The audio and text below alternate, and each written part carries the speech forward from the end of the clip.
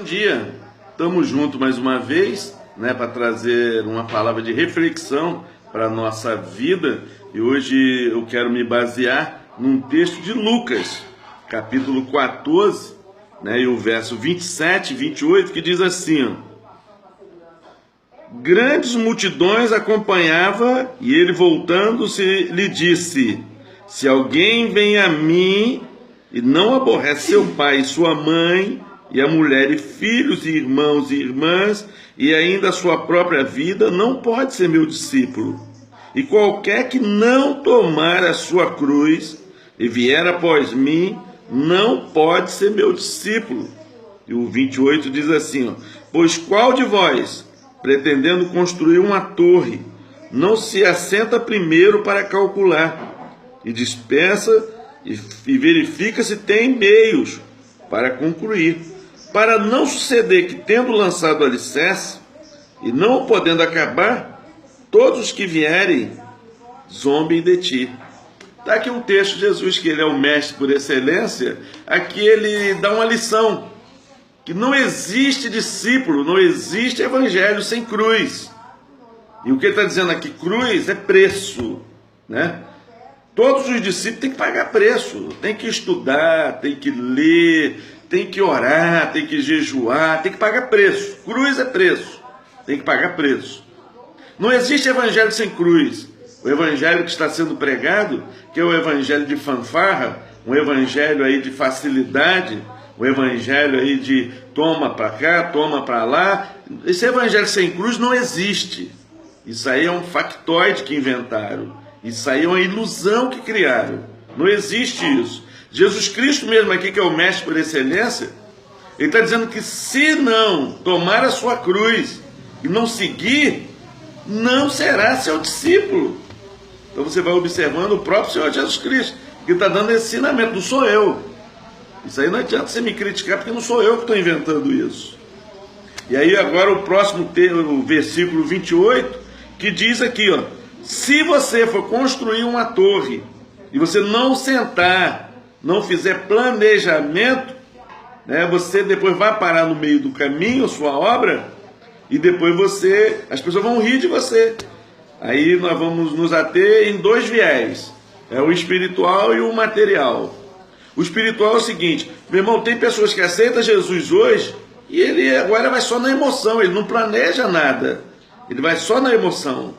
E aí depois, mais na frente, você encontra ele desviado lá na frente. Mais na frente, lá você encontra ele frustrado. As suas expectativas paradas.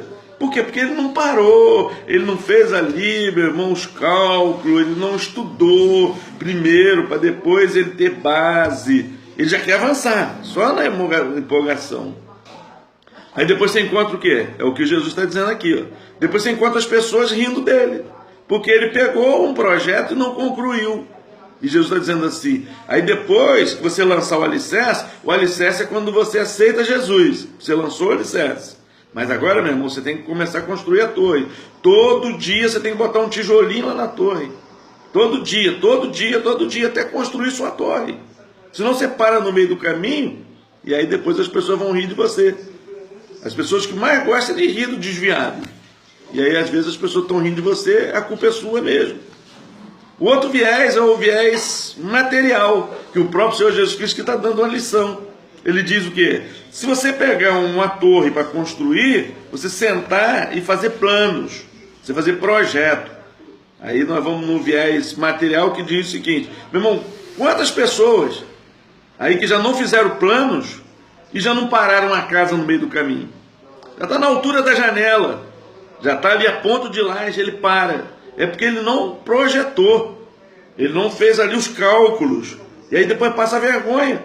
Aí você vê em casas aí, meu irmão, que já está em ponto de laje. A pessoa bota lá, estou vendendo casa a ponto de laje, e bota motivo, dívidas. Motivo, outro objetivo. E aí você está vendo então que ele não planejou aquilo. Porque se ele tivesse planejado, ele ia até o final, porque Jesus está ensinando isso. Porque você pegar uma coisa para fazer, você tem que ir até o final. Você não vê quantas pessoas que já pararam de fazer faculdade, porque não botaram. Quantas pessoas que não compraram carro zero, aí, carro novo, na agência, e depois não tiveram que entregar. porque não entrou no orçamento. Porque, na verdade, não é só comprar.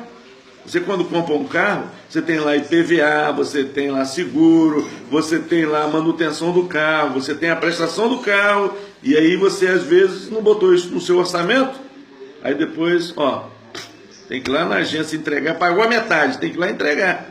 E as pessoas riem de você. As pessoas só vão zombar de você, ninguém vai estender as mãos.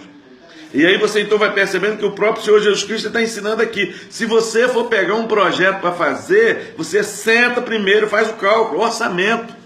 Faz o orçamento, meu filho. Senta aí, faz o orçamento, quanto vai dar, quanto você ganha, se você pode pagar quantas prestações. Se você comprar um carro aí a 60 vezes, é 5 anos, meu filho. É 5 anos pagando. Em 5 anos acontece muita coisa. E aí você então tem que se ater a isso aqui. Isso aqui é Jesus Cristo que está ensinando a administração para você. Isso aqui é Jesus que está ensinando para mim e para você. Como é que se deve fazer. Para depois não vir os cobradores aí. Para depois não começar as ligações de telefone. Para depois as pessoas não virem tomar o seu bem. Para depois você não parar a sua construção no meio. É Jesus que está ensinando isso, meu filho. Isso você tem que aprender a sentar e fazer cálculo. Senão todos os seus projetos serão frustrados da sua vida. E não adianta culpar pastor, culpar Deus, culpar ninguém não, a culpa é tua. Que não fez o seu projeto, o seu dever de casa que Jesus Cristo está ensinando. E ele diz assim, se você parar no meio, as pessoas vão rir de você.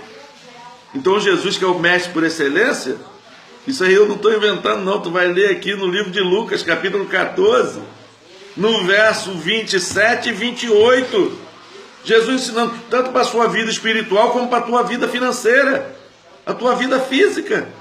Então tu aprende aí em nome de Jesus.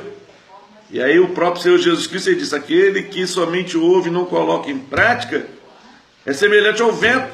Tem que ser praticante, não somente ouvinte. Começa a praticar, fazer orçamento, meu filho. Uma planilha. Primeiro você tem seus gastos físicos. Os gastos fixos são o seguinte: água, luz, plano de saúde, compra do mês, isso é fixo. Isso aí não adianta, não tem como tu tirar. Mas tem outros que são os seus gastos rotativos.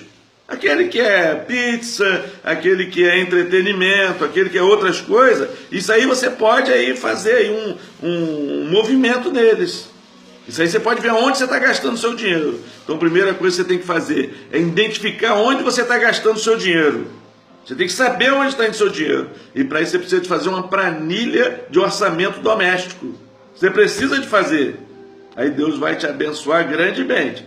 Mas está aí os ensinamentos. Fica na paz de Jesus. Deus te abençoe e tenha um bom dia em nome de Jesus. Amém?